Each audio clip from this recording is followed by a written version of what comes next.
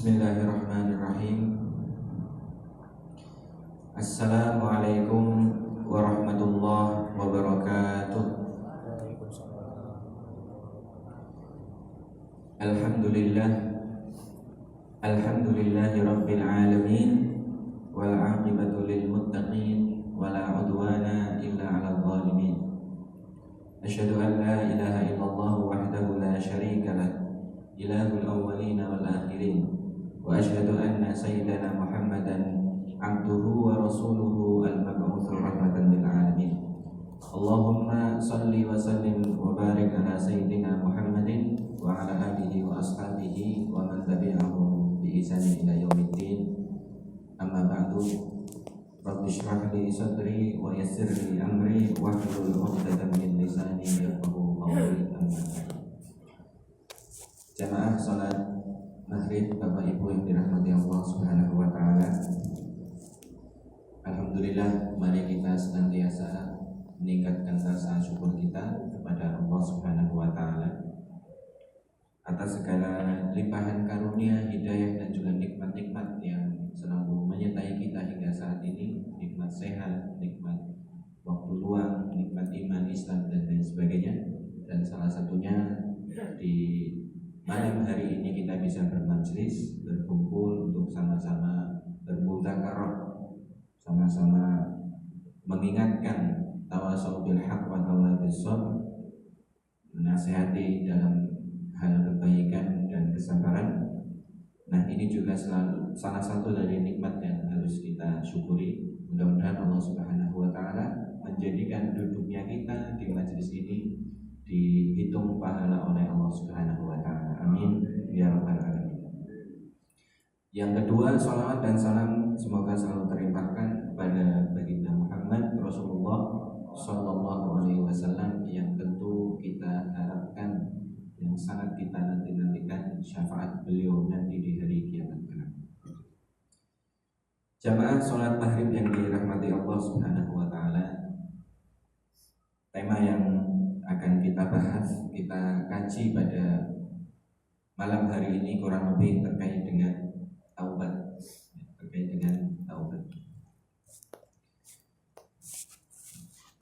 Pertama kita awali dengan suatu hadis yang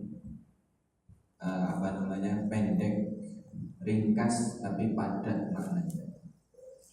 Hadis itu berbunyi, innamal a'malu bil khawatim. Sesungguhnya setiap amal itu tergantung khawatim. Khawatim itu akhirnya. Jadi yang menentukan itu adalah di akhirnya. Jadi akhir dari amalan setiap orang, setiap muslim, kita semuanya itu sangat menentukan. Innamal a'malu bil khawatim. Sesungguhnya setiap amal itu tergantung nanti di akhirnya.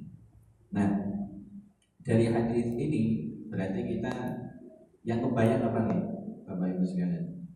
Yang kebayang itu antara lain adalah dua hal. Kalau nggak husnul khotimah, su'ul khotimah.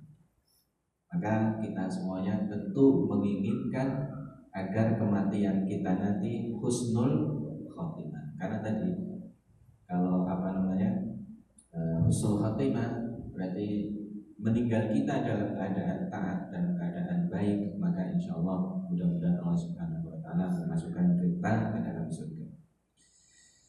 Jamaah yang dirahmati Allah Subhanahu wa taala.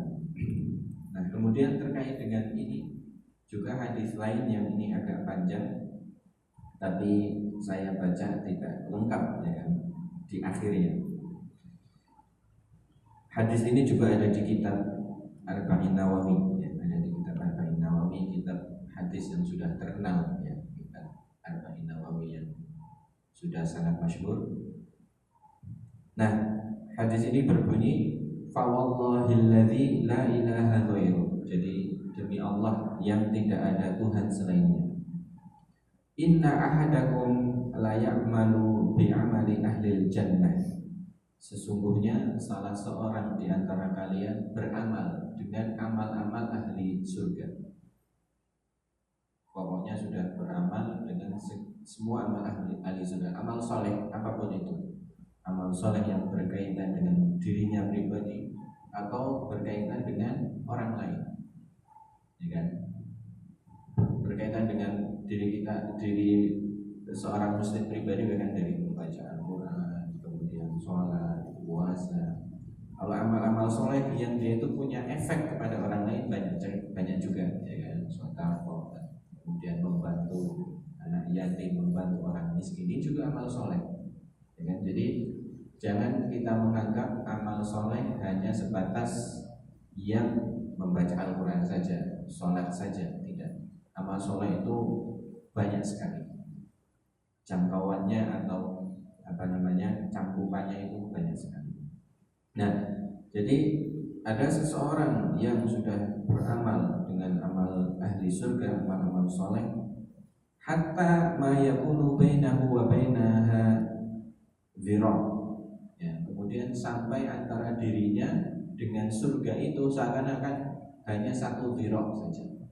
Jadi sudah pendek sekali jarak antara seorang muslim itu dengan surga sudah pendek sekali. Fayasbiqu alaihi kitab, tapi sudah dicatat dalam Lauhul Mahfuz. Fayamalu bi amali ahli nar fayadkhulah. Tapi mungkin sebelum dia meninggal justru dia itu beramal, ya, dalam hadis ini fayamalu bi amali ahli nar. Jadi dia beramal dengan amal ahli neraka, berarti bermaksiat dan lain sebagainya. Nah, padahal tadi sudah, mungkin kalau kita gambarkan ya sudah puluhan tahun seseorang ini sudah melakukan segala amal perbuatan yang baik. Tapi beberapa hari mungkin atau enggak beberapa menit atau mungkin detik sebelum dia itu meninggal, dia telah tiba-tiba dia melakukan amal ahli neraka. Maka fayadkhulah, kemudian dia masuk. Ini yang pertama. Sebaliknya, wa inna ahadakum la ya'malu bi amali ahli nar. Kemudian ada seseorang di antara kalian yang sudah beramal, melakukan amal-amal keburukan, kemaksiatan dan sebagainya. Hatta ma yakunu bainahu wa bainaha dhira'. Jadi sampai antara dirinya dengan neraka itu sudah sangat dekat sekali, dhira'. Jadi artinya dia sudah dekat sekali dengan neraka, karena dia sudah puluhan tahun berbuat maksiat, berbuat dosa, baik dosa kecil atau dosa besar. Fayasbiqu alaihi kitab, kemudian sudah didahului ketentuan di Lauhul Mahfuz. Kemudian fayamalu bi amali ahli jannah, tapi sebaliknya dia itu beramal dengan amal ahli surga. Kemudian fayadkhulah, kemudian pada akhirnya dia masuk surga. Nah, jamaah sekalian dari mata Allah Subhanahu wa taala. Jadi dari dua potret orang ini, maka kita bisa mengambil pelajaran. Yang pertama, dari orang yang pertama itu berarti kita tidak boleh merasa bangga dengan amal-amal soleh kita, atau dalam bahasa agamanya itu gurur. Gurur itu tertipu. Kita sudah lama kok, sudah puluhan tahun beramal soleh, ya kan, melakukan kebaikan kepada siapapun. Udah, amal solehnya insya Allah banyak. Kemudian kita bangga, kemudian kita merasa wah insya Allah kita termasuk ahli surga. Nggak bisa. Nah, yang bahaya lagi sampai dia itu misalkan udahlah, saya pengen mencoba berbuat dosa, mencoba suatu kemaksiatan. Loh, siapa tahu ketika pas melakukan kemaksiatan itu dia dicabut nyawanya, ya kan tidak ada yang tahu. Maka hikmah tidak ada yang tahu umur seseorang itu yaitu. Jadi kita tidak boleh merasa gurur, merasa bangga, merasa panjang usia dan sebagainya, tulul amal tadi, ya, panjang angan-angan, ya, merasa kita aman dari azab dan sebagainya. Maka ini tidak boleh, kita tidak boleh gurur. Kita harus tetap berusaha beramal saleh sampai nanti kita ini diambil oleh Allah Subhanahu wa taala. Maka kita jangan sampai kita itu merasa udahlah saya mau berbuat maksiat sekarang, berbuat dosa, toh besok masih bisa taubat. Nah ini bayangan toh besok masih bisa taubat ini yang belum tentu. Siapa yang menjamin, ya kan? Misalnya saya mau berbuat maksiat malam ini, apa kayak gitu. Siapa yang menjamin kalau besok pagi sudah diambil nyawanya? Kan seperti itu gitu. Jadi selain kita tidak boleh merasa bangga dengan amal-amal kita, dan kita juga tidak boleh merasa bahwasanya kalau kita berbuat dosa maka aman. Tidak. Nah, makanya ya ini mudzakarah ya, nasihat kepada diri saya pribadi dan juga jamaah sekalian, kita seharusnya tidak meremehkan dosa.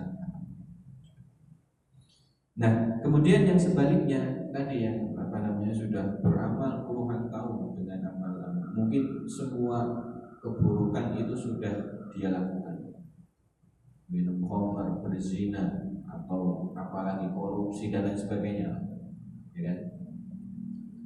Tapi pada akhirnya, ya kan, dia itu tobat, sadar, oh saya ini sudah melakukan segala kemungkaran yang ada di dunia ini.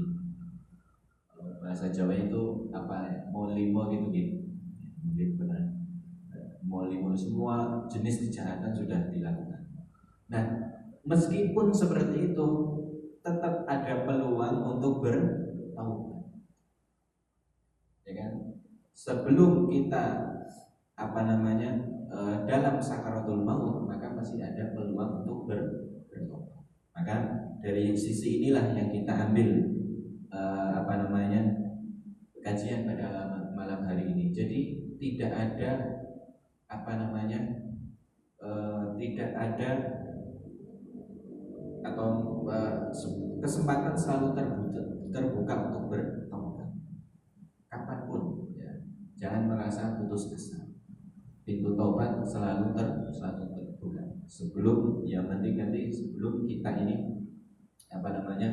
di sakaratul maut, ya. Sebelum sakaratul maut. Nah, maka taubat ini adalah sesuatu yang sangat penting, ya, sangat urgent tadi.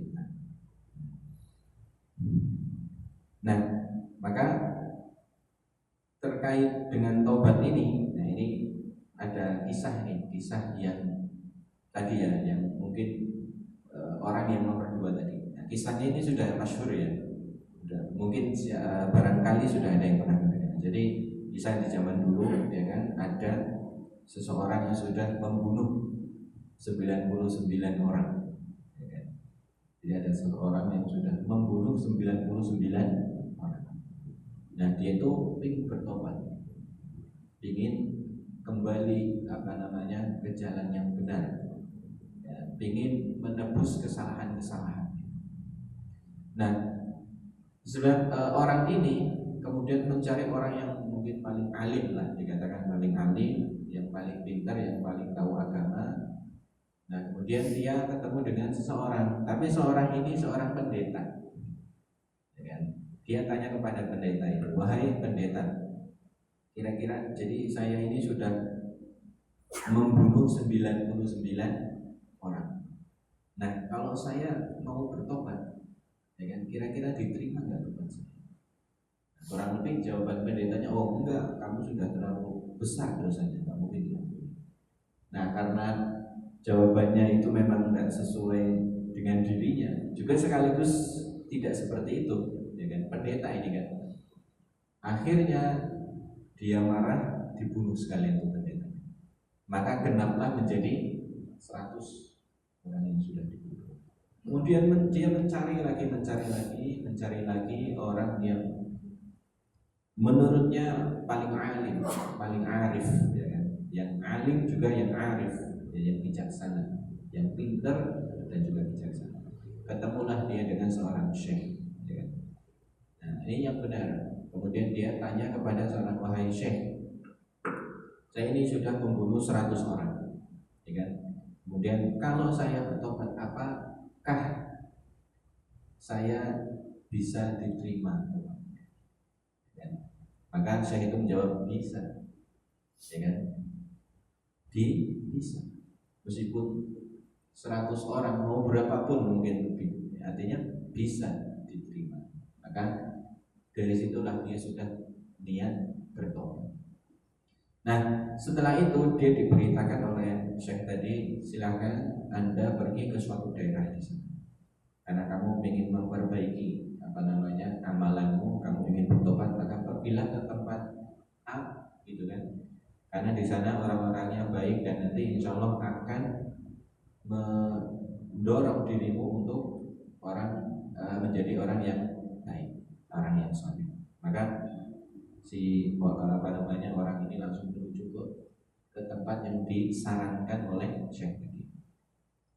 Nah, dia jalan, ya kan, menuju tempat tersebut.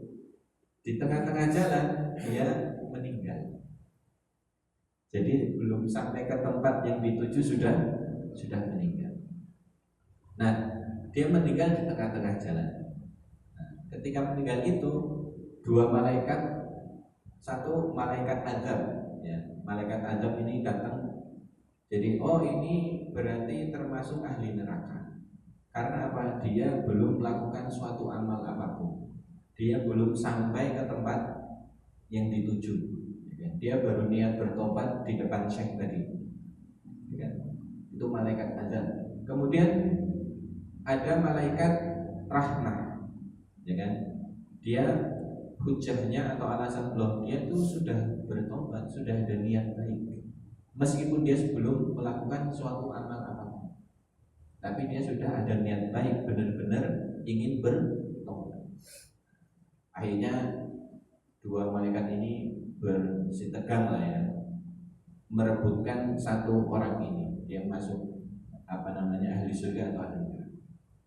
Nah, habis itu datanglah seorang malaikat yang lain dalam bentuk seseorang baik untuk menyelisihi perkara ini, maka diukur jarak antara tempat yang dia berangkat sampai tempat yang ingin dia tuju.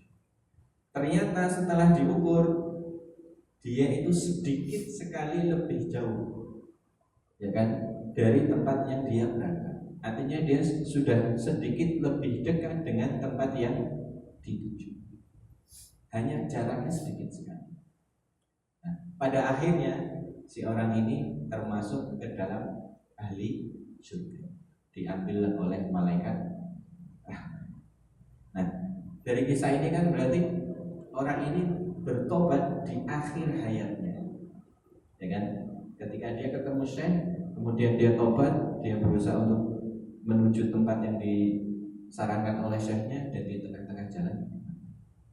Nah, inilah yang tadi mungkin gambaran cocok ya kan, sesuai dengan tadi ya, kayak malu bi amali ahlinna, ya, sudah melakukan kemungkaran apapun, tapi tiba-tiba di akhir hayatnya dia tobat dan akhirnya dia masuk.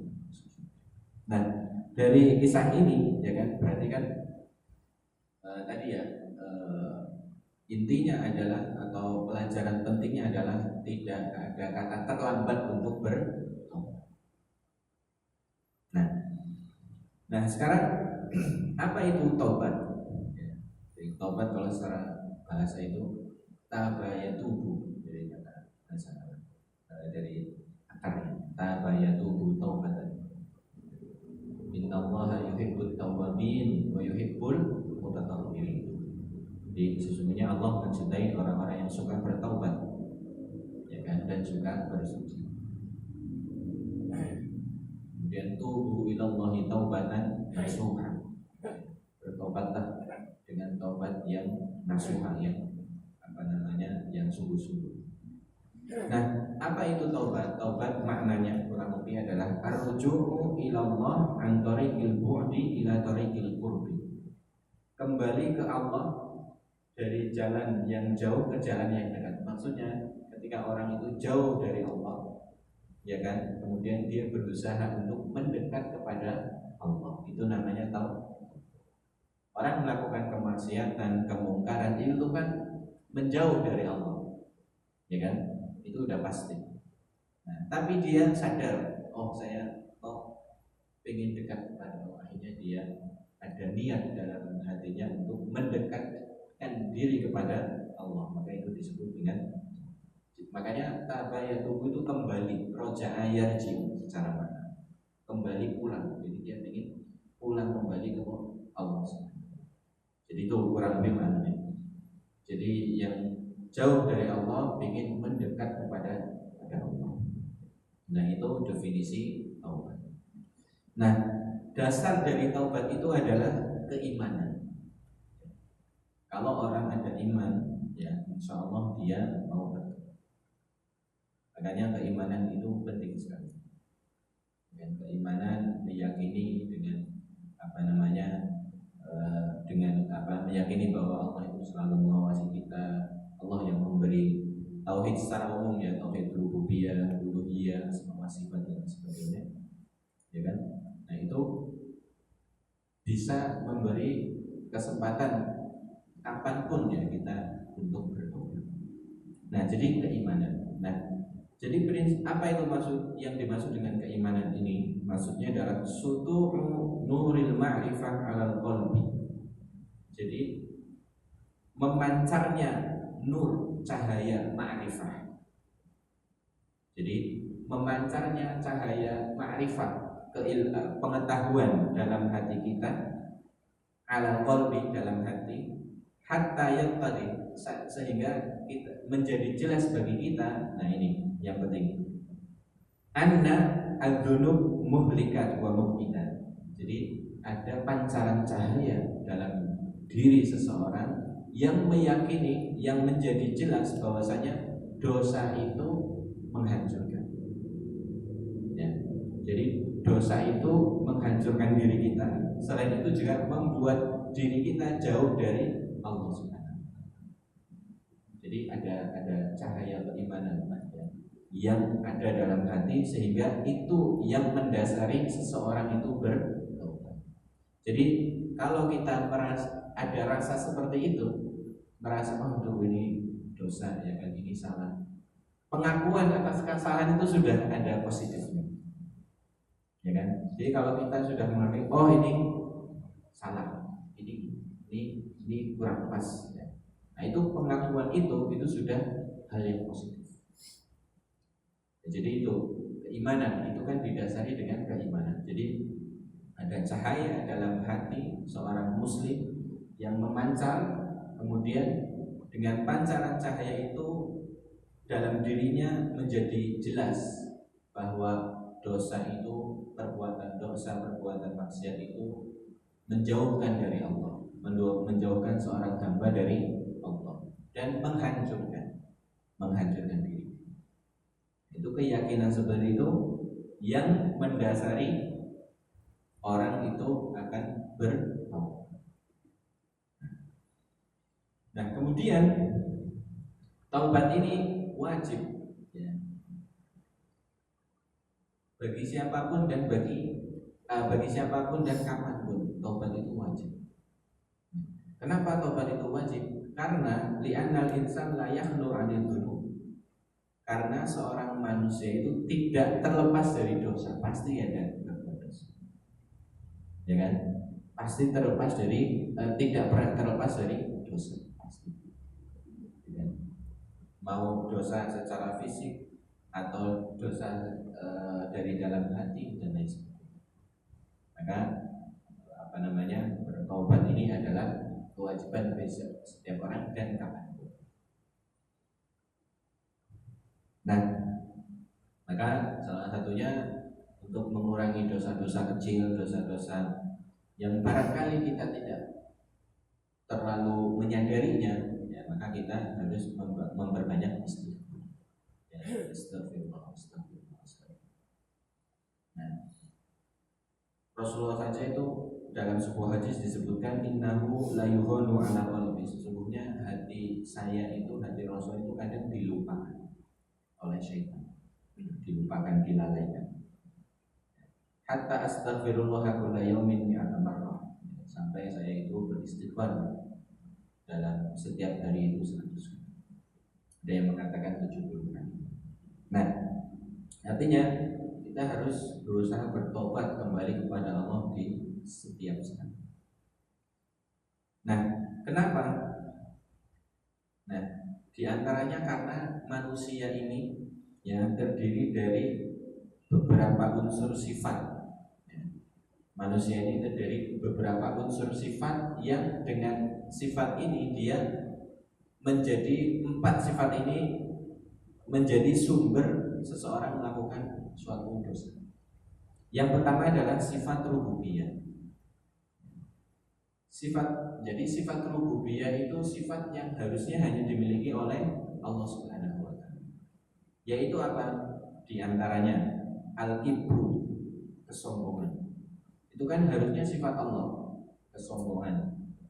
Kemudian al-fakhr, merasa bangga. Itu sifat yang layak hanya untuk Allah, tidak layak untuk manusia. Al-kibru, kemudian al-fakhru, bangga. Ada hubul madah wasana, suka dipuji. Nah ini kan harusnya sifat rububiyah hanya milik Allah Subhanahu wa taala.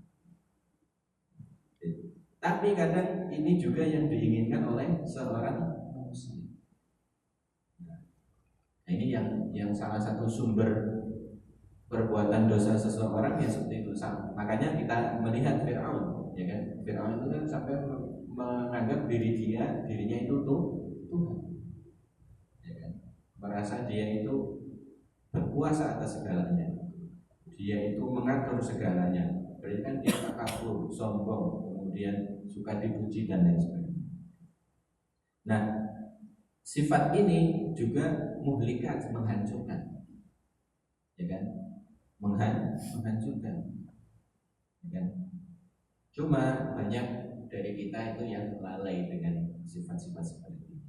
Takabur, ujub, ya kan?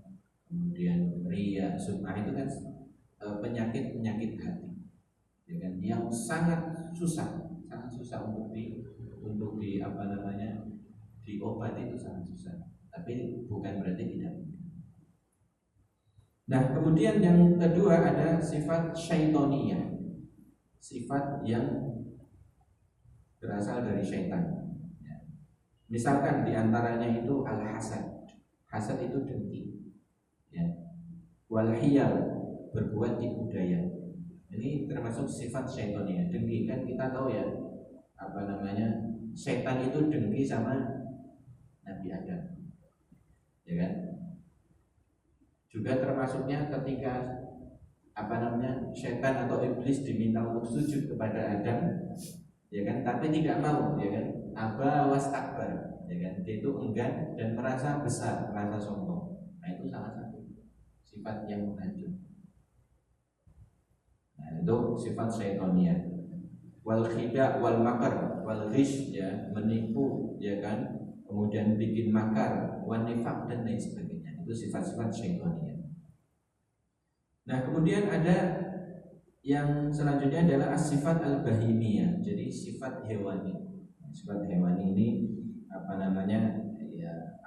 suka makan, ya kan, suka minum. Intinya syahwat badan dan syahwat perut dan kemaluan. Nah ini kan termasuk sifat yang hewan. Namanya hewan kan intinya dia itu berusaha memuaskan syahwat perut dan bawah. Dan itu ada dalam diri manusia. Kemudian yang terakhir, yang keempat adalah sifat as-saburiyah, sifat binatang buas. Di sifat binatang buas kan sukanya itu menerkam, ya kan. Nah di sini disebutkan diantaranya marah, sifat marah. Kemudian buat tahajjum ala nas, suka menghajar, melawan orang lain, ya kan, bil qatli wad darbi, mencuri dan lain sebagainya. Jadi dalam diri manusia itu ada 4 sifat tadi: rububiyah, kemudian syaitoniyah, kemudian bahimiyah, samuriyah. Ini kan sangat kompleks, ya, yang ada di dalam diri manusia. Nah, karena saking banyaknya sifat-sifat yang bisa menguasai diri seseorang, nah, maka dengan ini potensi dia berbuat dosa itu sangat besar. Makanya tadi dia harus senantiasa senantiasa beristighfar dan berusaha untuk taubat dan kembali kepada Allah Subhanahu wa taala. Jemaah sekalian yang dirahmati Allah Subhanahu wa taala. Nah, taubat ini tentu amal yang baik, amal soleh, amalan hati ya. Taubat itu amalan hati, berawal dari hati, kemudian dia dikejawantahkan dalam perbuatan. Dan amal soleh pasti disukai oleh Allah Subhanahu wa taala. Jadi innallaha yuhibbut tawwabin. Allah menyukai orang-orang yang suka bertaubat, tawwabin, ya kan? Sering bertobat dan suka bertobat. Nah, dalam sebuah hadis, kesenangan Allah Subhanahu wa taala dengan orang yang bertobat ini digambarkannya luar biasa. Jadi digambarkan bahwasanya atau dikisahkan ada seseorang yang dia itu menunggang tunggangannya, baik unta mungkin atau keledai atau kuda, ya kan? Di sebuah padang pasir yang tandus yang tidak ada kehidupan, ya kan? Dia menunggang kuda itu, menunggang hewan tunggangannya itu dengan membawa semua bekal, minuman, makanan, semuanya ada. Nah, kemudian dia beristirahat, ya kan? Beristirahat, kemudian tertidur. Ketika dia istirahat ya di bawah sebuah pohon lah kira-kira. Dia tertidur. Setelah tertidur tiba-tiba hilang itu semuanya, ya kan? Tiba-tiba ontanya, gambarannya ontanya hilang dengan segala apa yang ada di atasnya. Bekalnya hilang semua. Kemudian dia cari ke sana kemari sampai dia itu capek, lelah, ya kan? Kemudian sudah putus asa mungkin. Akhirnya dia tidur lagi. Udahlah, saya mau mati saja. Akhirnya dia tidur di bawah pohon lagi. Kemudian tiba-tiba dia bangun. Nah, ketika dia bangun, tiba-tiba semuanya itu kembali. Jadi onta dan isinya itu kembali, persis ada di depan matanya. Nah, bagaimana kira-kira perasaan seorang ini, Bapak Ibu sekalian? Pasti kan senang banget ya, pasti senang banget. Di padang pasir nggak ada apa-apa, ya kan? Nggak ada orang seorang pun. Habis itu hilang onta dan isinya. Tiba-tiba datang lagi. Otomatis orang yang dalam posisi itu ya pasti sangat dan sangat senang, pasti. Sampai dalam hadis ini diceritakan sampai dia mengatakan suatu perkataan yang salah fatal. Dia mengatakan Allahumma anta abdi wa ana rabbuk. Sampai ya Allah, engkau tuh hambaku dan saya adalah Tuhanmu. Itu kan fatal sekali, ya kan? Sampai mengatakan ya Allah, engkau adalah hambaku dan saya adalah Tuhanmu. Itu kan berbalik. Saking senangnya dia dengan onta dan barang dagang atau isinya yang datang kembali, sampai dia mengatakan hal yang sangat hafal. Nah, senangnya, bahagianya atau gembiranya orang yang tadi itu melebihi atau masih lebih gembiranya Allah ketika ada seorang hamba yang bertaubat. Bayangkan, jadi diberi gambaran yang sangat jelas, sangat menyenangkan, ya kan? Orang yang tadi kehilangan ontanya bangga sekali, atau senang sekali, gembira sekali. Tapi kesenangan itu masih kalah dengan senangnya Allah ketika seorang hamba itu bertaubat. Nah, jadi kisah ini bisa menjadi motivasi ya bagi kita semuanya. Jadi kita harus selalu bertobat. Nah, kalau kita bertobat berarti Allah Subhanahu wa taala senang. Tentu taubatnya yang sungguh-sungguh, taubatan nasuha, bukan taubat yang istilahnya taubat sambal mungkin gitu. Nah, agar taubat kita sungguh-sungguh paling tidak ada 5 syarat. Yang pertama adalah al-ikhlas, ya. Jadi ikhlas itu murni karena Allah. Jadi dasarnya keimanan tadi.